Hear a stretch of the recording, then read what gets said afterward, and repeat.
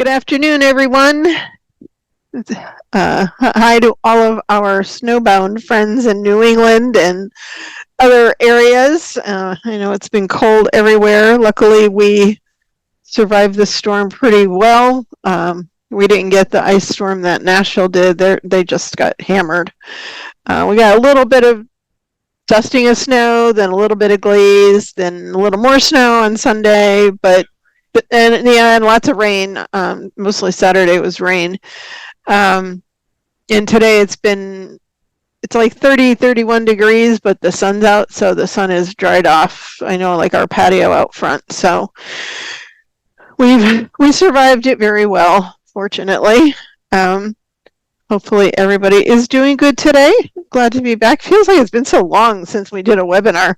I know it's our usual 2 months, but it just seems longer. I guess I've had a lot going on. Speaking of webinars, yes, dear? Yes, me.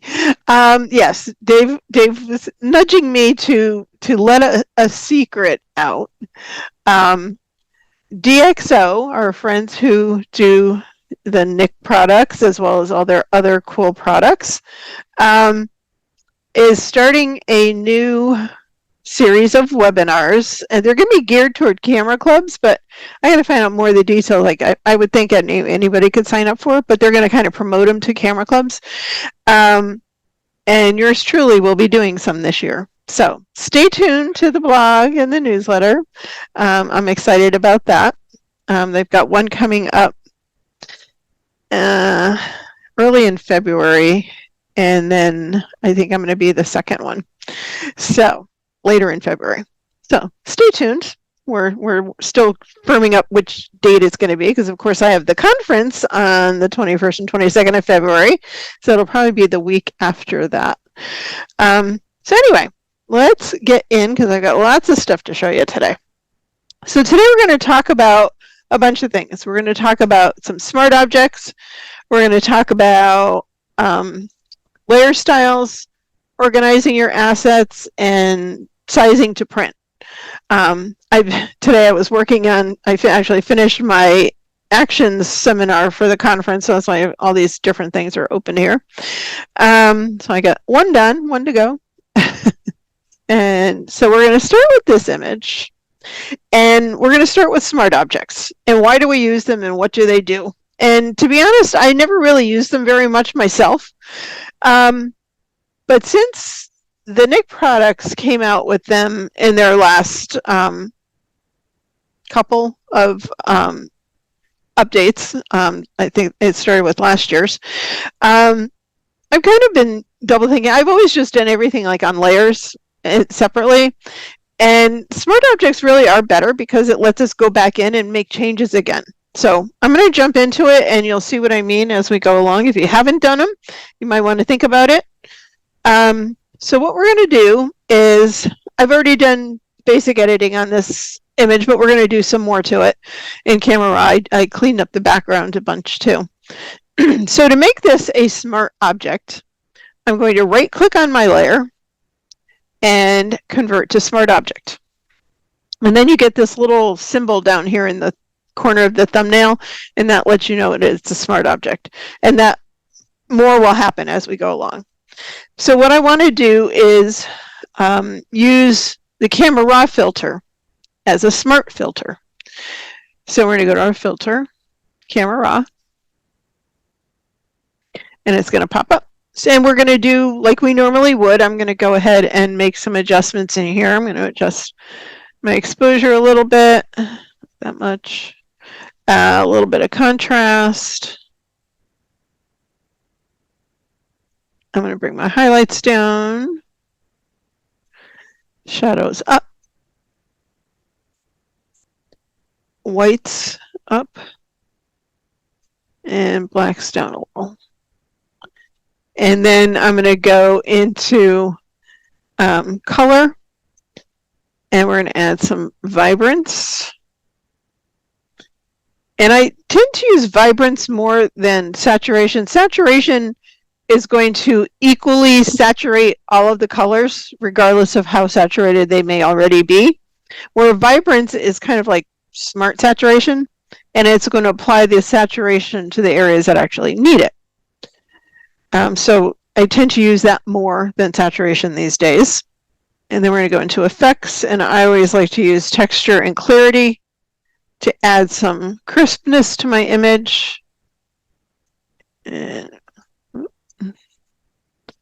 then, excuse me, detail, I will do some sharpening here. And so I went a little farther than I normally do.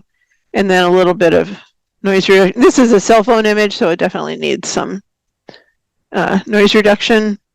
And say OK. And when I hit OK, and it loads, now our smart filter is down here.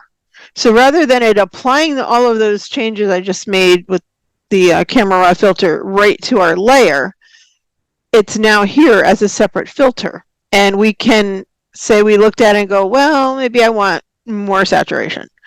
So just double click on that filter and it opens it up, and you can come back in and make changes. And everything you just did is here, but you can fine tune it over and over again. So that's the advantage to a smart layer, smart objects, smart filters. They all kind of work together. And it lets you make more changes and not have to kind of start over again. So I'm going to go back in here, and I decided to change the exposure a little. So I'm going to bring that back down just a hair. It went a little too bright, so we're going to come back down. And sometimes you need to adjust things after you've done some of the other edits and come back and tweak it a little bit more. So we'll say OK. And then, excuse me, because we can now do these with Nik, we're going to add that in here as well. So we're going to go into Nik and go into our analog effects. And yes, I got to update it again. They do lots of updates, which is a good thing. So I'm going to go into my presets. And do I have it saved? This distressed faded. And I made a few changes over here on the, let's go back up here, detail extractor. I moved that up. And saturation, I changed a little bit here. And then the photo plate in here, I changed to this last one. And then, so now what we want to do, next to apply, we have this new button, and that will let us choose a smart object. And then once I hit that, then I will apply. Okay, so this is now applied as another smart object right here in this filter. And what I've noticed that it does, and I think I know why it does this, since they've had this smart object with Nik, when it comes back here, yes, it applies it here in the smart object, but it also kind of gives you your original back up here. And I think that's so if you wanted to mask, part of that original back in, you could utilize that. If you don't need that layer, you can just turn it off or delete it. But that is the effect that I applied with the analog effects. So you can, it does come back a little differently when you're using the smart object. Chris said, is there a way to apply the filter to just the smart object? That's kind of what we're doing, I think. Because we're applying it to the image, but this is our original still underneath that we can hide, but these are fully editable. So you can, if you don't want the Nik, you decide you want to see it without it, you can turn off that eyeball, and that's what we just had from the camera raw filter. So I'm not I think we're kind of doing that, I think. I'm not sure if there's another question you have to that. Okay. So, and we can also still, add more. So if we wanted to, let's say we want to go into color effects. You could do that with the layer mask. Yes, or if it's a Nick thing, you can do it with control points. Yep. Yes. Okay. So, and sometimes I've noticed that it still has this here, and the actual Nick product is open, but it is hidden at the bottom of my screen. I don't know why.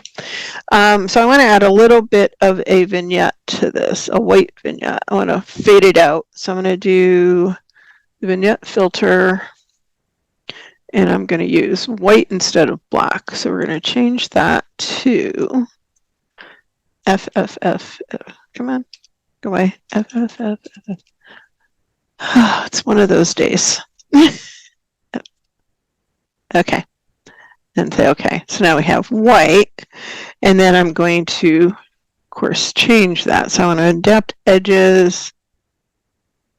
I'm going to do a transition. I'm going to bring that back. The size, I'm going to bring way down.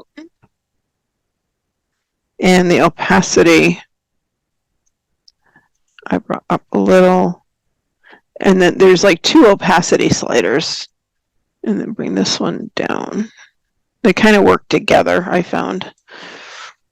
And then because we already had a smart object selected before, we can still select that, and then it'll go back and still be, it'll show up down here, and there it is right there. So this one made a separate layer, but it's still a smart object. Okay, it didn't add it to the same layer. I may have been clicked on the wrong thing. And I accidentally turned off my Nick. If you go up to your under plugins, and your Nick collection is here, and then you can resave it to your panel. But you can always access them through that as well, through the plugins panel. Okay. So the Nick ones do sometimes come back a little differently, but they're still smart objects. So we can still come in here and make changes. And that's kind of the point of the smart objects, that we can do that easily. So I'm going to do one more image with smart objects. You might have to reload it then, Anlu. If it's not showing up there, then that means it's not loaded to the system. So I'd go to your Nick account and just re-download it. All right. Next up, we're going to do Sedona. And again, I'm going to right-click, convert to smart object. And then we're going to do our camera raw filter.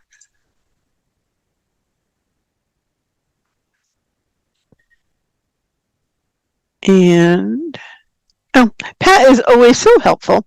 Yes, because with the last one, it showed a separate layer for the Nick color effects with a separate mask, because it's giving us the ability to mask just that effect rather than the whole image, if that makes sense.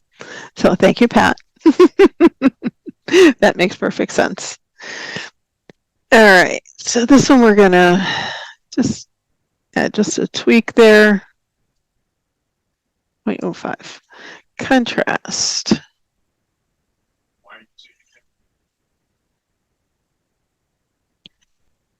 I am starting in Camera Raw, but I made it a smart object first, so that it made my layer a smart object, then went to Camera Raw, so that it will be a smart filter and I can come back into it.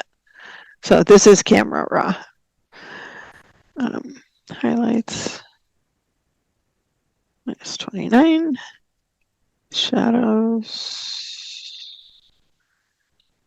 whites,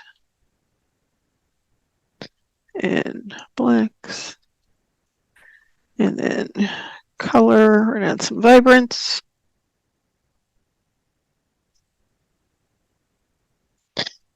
And our effects, a little texture, and clarity. And in this one, I did a teeny bit of dehaze as well. And then some detail, sharpening, noise reduction, and color noise reduction. And so, okay. And again, there is our smart filter. So yes, by it showing up like this white area, this is a layer mask. So if I wanted to remove, say, what I just did from the sky, I can go in here, grab a brush, and say I wanted to just take part of it off. I can lower the opacity of my brush and just start brushing, and it would take off those adjustments from the sky. Of course, that's a messy masking, but you got the idea. So that's why this is here. So that is a layer mask. Okay, and then what else did I do here? What's that, dear? Undo the masking or the whole thing? Yeah, if you didn't like the masking, you can either Control Z and undo it. Whoops. And I just undid the whole thing. Let's go back in our history, and there you go. Or you could even just paint with white back over if you didn't want that there. Okay. So that's how smart objects work. Alrighty. So let's close that. So then we're going to get into layer styles. And there's several ways that we can use layer styles. So I'm going to open up this image. It's another cell phone image. This was from our Route 66 trip in 2024. And I edited this in Distressed Effects on my phone. So I want to add type across the top of this. So I'm going to grab my type tool. And I'm going to use... let's go to all. Zelda bold. And I'm going to make this 48 point. We can always adjust the sizes and things. I'm going to make the color white.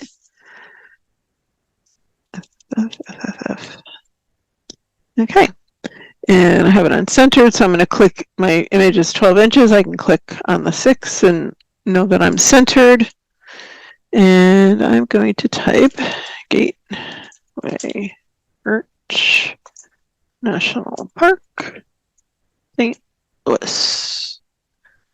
Okay. So there's a couple things now. And I'm going to just click on the layer so it kind of finishes that type and it won't keep doing anything else. First, we always, when you're doing type, you want to look at spacing, and you can use your character spacing tab. If you don't have it docked like I do, just go to Window, Character, and I'm going to change metrics to optical. And that usually does a better job of what's called kerning, the space between letters. It makes it a little bit better. If we needed to adjust between two particular letters, we could, but this looks fine for right now. So we want to do some layer styles. So we're going to double click. You want to always click in a blank area of the layer. You don't want to click on the name because then it would want you to rename it. You want to click just on the gray area. Double click and it will open up your layer styles panel. And when I have type, and I'm going to zoom in. Let me close this a second. I'm going to zoom in so you can see it a little better as we work. Move it up. I can move that down. There's three things I like to do with type. I like to add a bevel and emboss, a stroke to separate it from the background, and a drop shadow. And for me, it just gives the lettering some oomph. It doesn't look like it's just kind of cut and pasted or typed right on the image. It gives it some depth. So when you're selecting any of these controls, you don't need to hit the little checkbox. You want to select the line, because by doing that, you'll get the controls over here that you need to use for that function. And for this, I'm going to do, I usually am doing an inner bevel, which is within the letter. And what this does is add highlights and shadows to the type itself. I'm going to use a depth, I'm going to type it in, of 563. I want it to be up. I want the size 13. And I usually like to soften that so it's not like a hard break between the highlights and shadows. It's a little bit softer. And then you can see the difference here. And I usually also use the shading angle at 135, and that lets the light flow from the upper left to the lower right. You can adjust that if you need to. You can either move this little, click that little dial and move it around, or type in a different number. So I'm going to go back to my 135 for now. Whoop. And I closed my box. Go back over here. And there. I moved that little dot too, for some reason, when I dragged it. Okay, 135. And then we're going to go to our stroke. And I want it to be a dark blue color to kind of just give it a nice edge. So I'm using 0C to C7A. Say okay, and 4 pixels is what I want. And you can see that little bit of darker edge around it. And then our drop shadow. Usually either normal or multiply are going to work the same. And the key to creating the shadow is these 3 sliders. I still want to be at that 135. You want the same angle we used for the bevel and emboss. I'm going to bring the opacity up so you can kind of see it change here.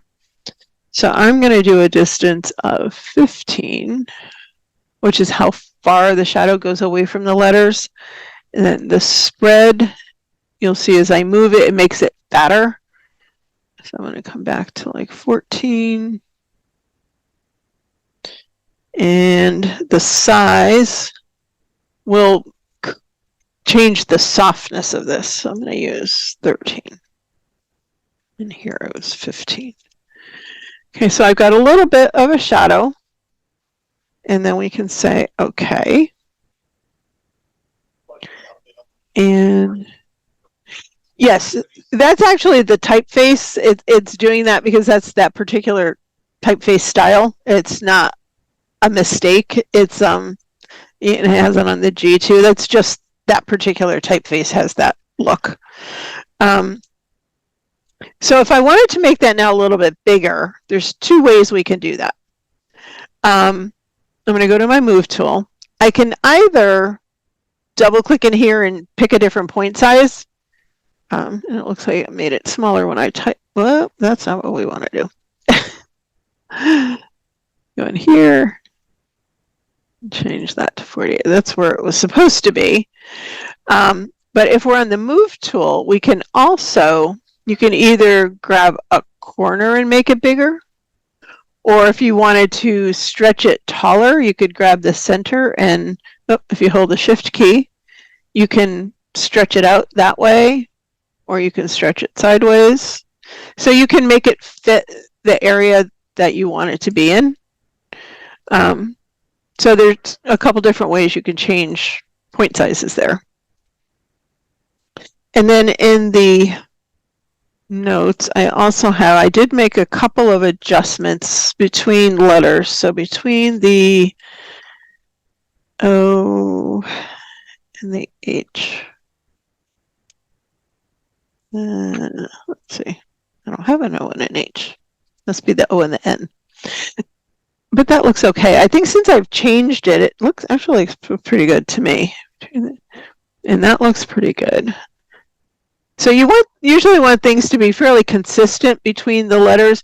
Between like the WA here, I might want that a little tighter so that it looks more like the others. So all you have to do is go to the type tool, put your cursor between those 2 letters, and go to that character panel. And then where it says auto, not that one. The one below, the VA, it's on 0. Oh, shoot, I gotta highlight the 2 letters, sorry. I always get that wrong. Go back here. If we have the 2 letters highlighted, you can make the letters tighter by selecting a number here. So let's click off of it. So it brought that closer together. So you can fine tune that. And if you wanted to say not have the L touching the O, you could highlight those and go in here. This is called kerning, yes, dear. This is I used to be a typesetter, so this is one of those things I'm kind of nerdy about. And my type course that I have goes into like all this kind of stuff as well. So you can add letters as well, add stuff as well. So you can, play around and fine tune all your spacing the way you want it to be. In the notes, I have the font that I used and the link to it. An important note when you're down, it's a free font, and a lot of these free font sites, the biggest, baddest thing I guess about them is they are filled with ads. You will see things all over the place that say download, download, download. Most of those are for like web browsers. So be very careful where you click when you're downloading free products. And I have examples in the notes showing you in this particular one where to click. It's usually, if you look closely, it will be obvious. You just have to be very careful.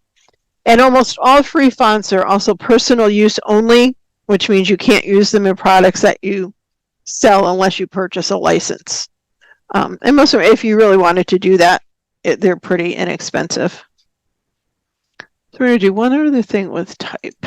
So let's close that one. So this one, I'm going to do a word art. So I'm going to start with a blank layer. File new. I'm going to use my 15 by 15. I want it to be a transparent layer. And say create. Now, because I just like looking at this checkerboard thing, I always add another layer and fill this bottom layer with white. I'm just going to do, my foreground color is already white, so I'm going to do an alt backspace. I just find that extremely annoying to look at. So we are going to go to our type tool, and this we're going to just create from scratch. This is something, this is actually one that's in my set on the store for winter word art. And this one I'm going to use, see if it's in here, this BP black and white regular. I want it to be at 200 point. And my color, 2282 AA. And I'm going to type Wonderland. Can you make this a smart object? I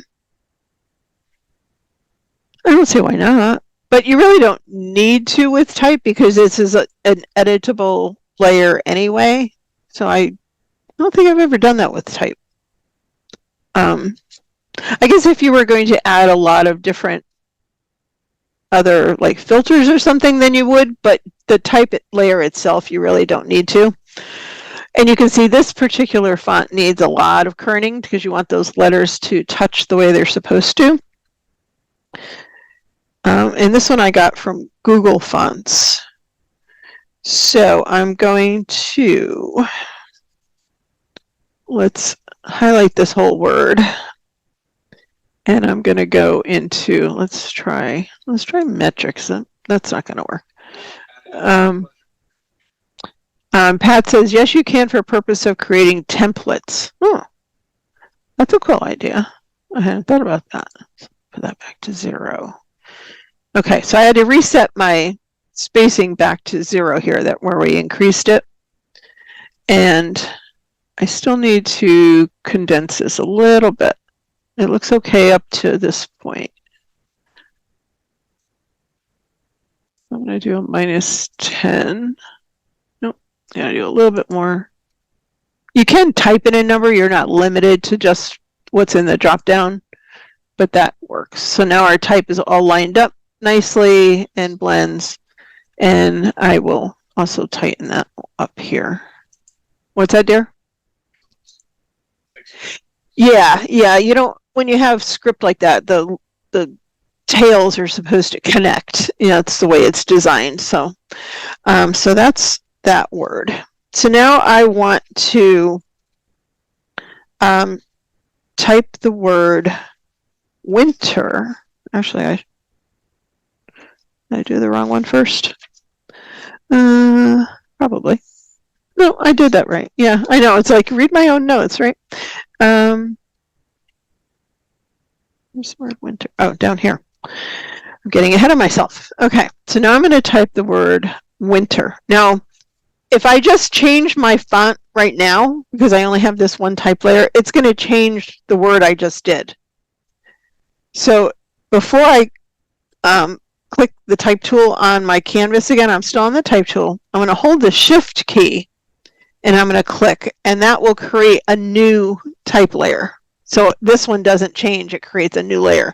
Now I can change my fonts and not, let's go here, let's go see if I have this one saved. Cinzel Decorative, and I want this one to be 150 point.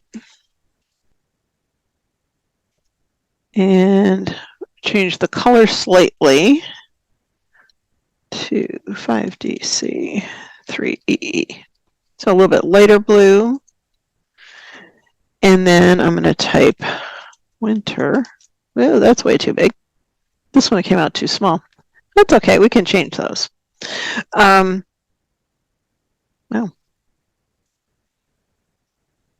That one, yeah, it reset to 782 point. They like to do that sometimes, I find, even though I typed in 200. So Wonderland should be very big. I'm going to grab my move tool so I can move this around a little. So we want Wonderland about there. And then I want winter to go above this like I have it. And this is another kind of type nerdy thing when you're creating word art. I like to make things fit in a certain way. So like here, I don't want this coming like right through the end of that.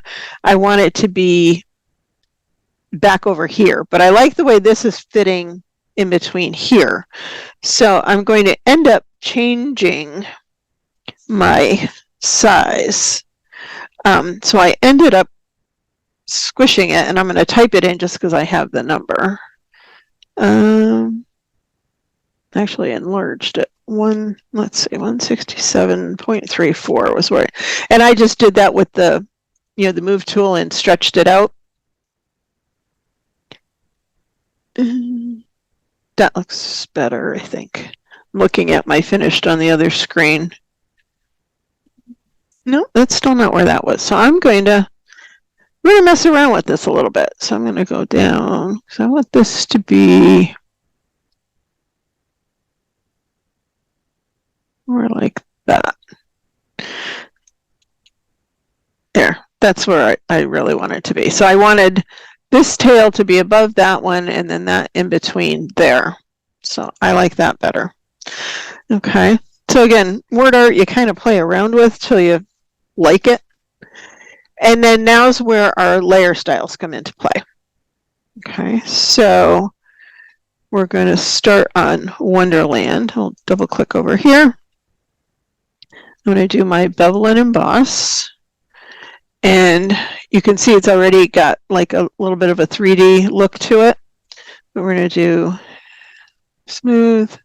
We're going to do a depth of 188, size 13, soften. We're only going to do 3 on this one. And then we're going to do a stroke.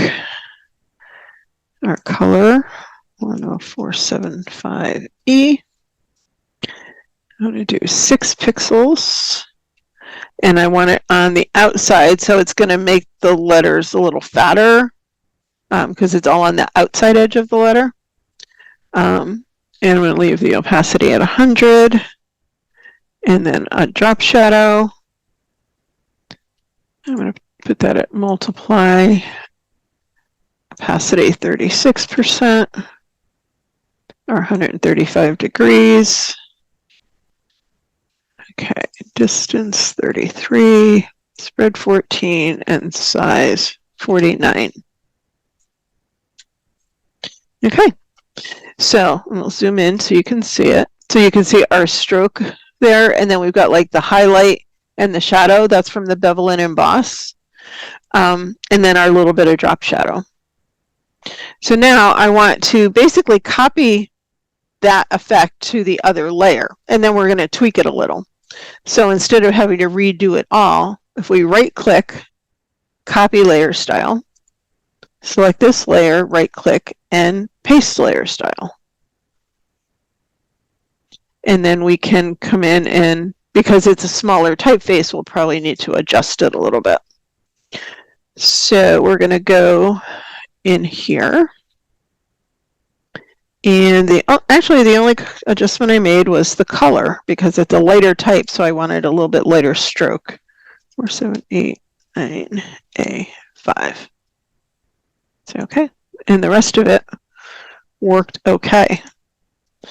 And then we can delete this white layer or turn it off, because what you'll do now is you can take this and put it on a photo or on a card. You know, if you're working with clip art, you can create a card with it, which I've done. You know, put a photo on the card, and then you could have a snow scene or something. So the other key to saving something like this now with the transparent background, and you could crop the excess if you want. You don't have to keep this whole size. Keep losing my cursor today. We can get rid of most of that excess. There we go. So now you want to do File, Save As, and you want to save it as a PNG. And that's going to keep the transparency transparent. Okay. And save. It will keep the layers, and it will keep the transparency. Because if you save it as a JPEG, the background's going to turn white. You can save it as a TIFF, but you want it to be a single file that you can work with. And I'll open up my finished. Actually, I take that back. You want to save it first as the TIFF to save the layers, then save it as your PNG, because this is what you'll bring in, and that does flatten the file. Okay, so save it as either a TIFF or a PSD, and then instead of saving it as a JPEG, you want to save it as the PNG, so you have your layer you can now drag into a photo. Okay, so that's another way of using layer styles. I'm going to show you one other way. We can use them on clipping masks. So this was from our Haunted West Virginia workshop at the Insane Asylum. And I'm going to duplicate my layer. And for now, I'm going to turn off this background so you can see this effect happen.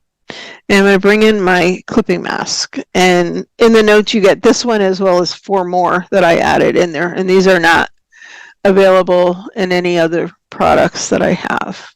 They're not in the store. So you have some unique ones if you get them. And I want to stretch this out almost to the edges, not quite. You can, stretch beyond the border, so you just have a little bit of a border there. And say, okay. So what I want to do is I need the mask to be between these 2 layers, because I want to clip the image to the mask to take on the shape of that mask. So I'm going to hold my Alt or Option key on a Mac, place the cursor between the layers till you see that little square with the downward pointing arrow, and click once. So now that photo has taken on that shape. Right? That's why I turned this one off, or it wouldn't look like anything happened. So now what I want to do is add a blank layer so I can add some color behind this. So we're going to add a blank layer in there. Go to our foreground color picker, 92937F. Say OK. And I'm going to do an Alt backspace. On a Mac, it would be Option Delete to fill that layer with that color. So again, we have this shape, but now it just, it looks like it was cut and pasted and put on there. So I want to use layer styles to give it some depth. And for this one, all I'm going to do is a drop shadow just to separate it a little. So we want to apply that to the actual clipping mask layer. So double click. We'll go to our drop shadow. I'm going to do an opacity of 41. And again, of course, you would, change all these depending on your image. And it's, move the sliders when you're in here and see what looks good. And the size 92. So now we have that little bit of drop shadow. So it's separating it from that background. So it has some depth rather than looking like it was just cut out and plopped on there. So that's a couple of ways that you can use layer styles. Wow, it's already 1:45. Oh. Okay, so that's that one. So next, I want to talk just a little bit about organizing assets. And I get this question all the time. And I have to admit that my system is probably not the best. It's a little discombobulated. So I'm going to bring over, open up another file explorer and bring it over here so I can show you my mess of a system. So my B drive is our network drive between Dave and I. So everything that we do is in this drive somewhere. I've got my business stuff, camera club stuff, craft stuff, home stuff, and then photos are separate. And then I also have my photo assets, brushes, fonts, etc. And this is the one that people ask me about. So within this photo section, in the folder, ideally you would have, and I do down here, a folder for actions, for borders, for brushes. I have color palettes. I have other crop shapes, effects, fonts. I have several font files that I've been trying to organize over the last couple of years. Gradients. I have, brushes from group brushes, so I kept those separately in their papers. Luminar assets, PowerPoint. I have all kinds of different types of assets in here. And then within those, and I also have a lot up here that are by companies that I have gotten a lot of stuff from over the years. So mine is kind of a blended system, but if I go into, say, my brushes, I have a mess. I have to admit. These are ones I've gotten from the Adobe site, Creators Couture, another company I've gotten a lot from. Just different ones that I've started trying to group them by like environment, galaxies, grunge stuff, Procreate brushes, paint splatters. So ideally you would come up with, depending what you have, sort them by styles. And I must say I did reorganize my brushes in Photoshop, which is a lot more organized. Let's open something. I can show you my brush palette here. I did create groups here because I had so many brushes I could never find what I wanted. So I have, bokeh, borders, brush strokes, clouds, dirt and scratches. And then within those folders, I have all the ones that fit that category. So it makes it a little bit easier to find what I want. A very important note, and this applies for brushes, for font, not so much for fonts, but brushes, gradients, patterns, any other kind of asset you import, even actions, make sure you have a copy saved on your hard drive and preferably backed up. Because there has been times over the years that I've come in here after a Photoshop update and all my brushes are like gone. So I would I really should go in here now and like screenshot all the ones I have, or at least make a list of them, open up these folders and put what I have, because I have so many in here that, they can disappear. So just as a caution, make sure you have them all saved to a folder. Like I said, if you do, something like this and have them grouped by, brushes separate from fonts and from everything else, it'll make it easier to find them. Yeah, Janice said, I always lose my brushes and actions after each update. I haven't had it happen lately, knock on wood, but it has happened more than once in the past. So that is something to keep in mind. Okay. So you really have to, look at what you have and how you think it will best sort. You can have a separate one, obviously, for textures, and all that kind of stuff like that. All right. So that's storing. So, well, you don't necessarily want, like I have thousands of brushes. Photoshop has I think it's 5,000 brush limit, or maybe 2,500, whatever it is. I hit the max a few months ago. So I actually had to go in and delete stuff I know I don't use anymore. I had a couple of things that were duplicated. And again, you can, keep brushes in a folder, just bring in the ones that you want. Yeah, somebody just said, is there a maximum? I think it's 5,000. If I remember correctly. And like I said, I know it told me I hit the max. It wouldn't let me import anything else. And Leslie says, if you do any rearranging of brushes, make sure you don't force quit. If the close window is spinning, just wait it out. Otherwise, your changes won't be there next time you open Photoshop. Yes. Kelly, I think it was a number, a max number of brushes. I remember it saying you've hit the max. So you could Google that. Dave just, no, that's the size of the brush. Yeah, now I know there is I'm pretty sure it was 5,000. So I've got quite a few, but you could check I'm sure it's on the Adobe account or Google it. And yes, good point, Amy. Does it slow the loading of Photoshop if you have a lot of assets? It does a little bit when you get that startup splash screen. It'll, take maybe an extra 10, 15 seconds, depending what you've got. So yeah, it does slow it down just a little bit, but it's not too bad. Okay, printing. I'm going to open up an image. So let's see, before I even start with that, let's start with a blank file to illustrate what I want to do. So I'm going to do a new file. And I'm going to make this 12 wide and 8 high. And we'll just make it white. Okay, so this is an 8 by 12, which is a 2:3 ratio, right? 12 is like 3, and the 8 would be like a 2. And this is what a lot of cameras format is 2:3. But often, when you want to make a print, you're going to probably make an 8 by 10. It's hard to find 8 by 12s, and then it's very hard to find a frame for an 8 by 12 unless you're matting it yourself, which is a 4 by 5 ratio.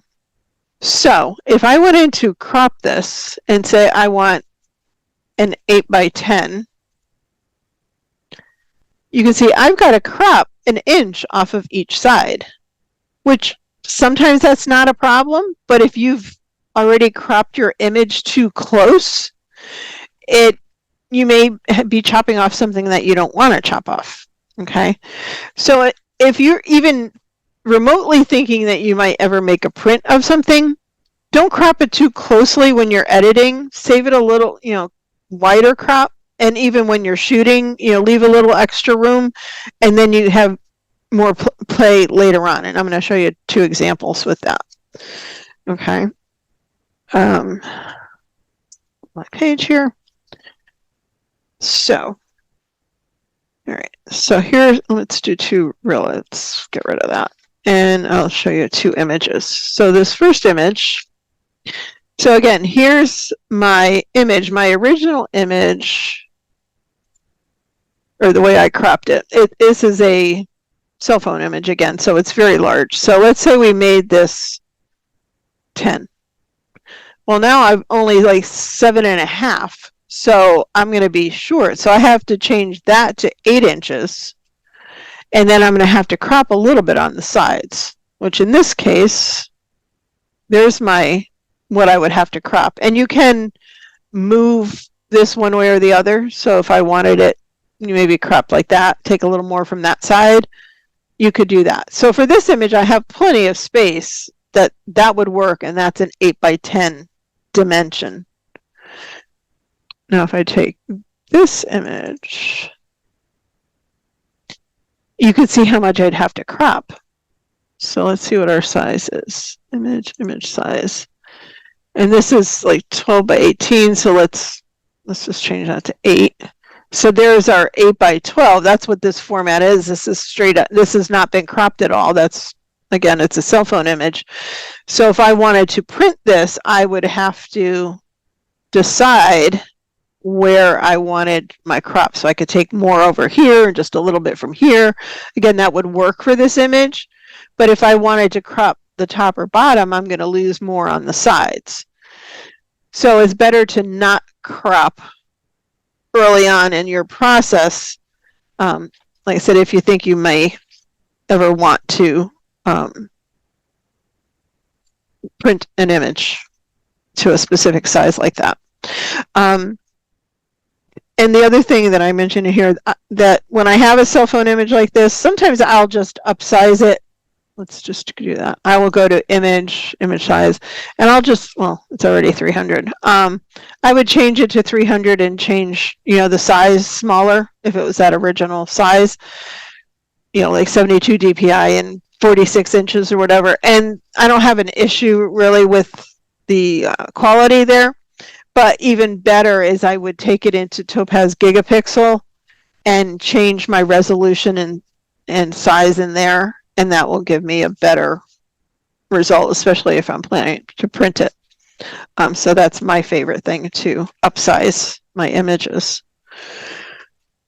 Okay, I think I actually got through everything.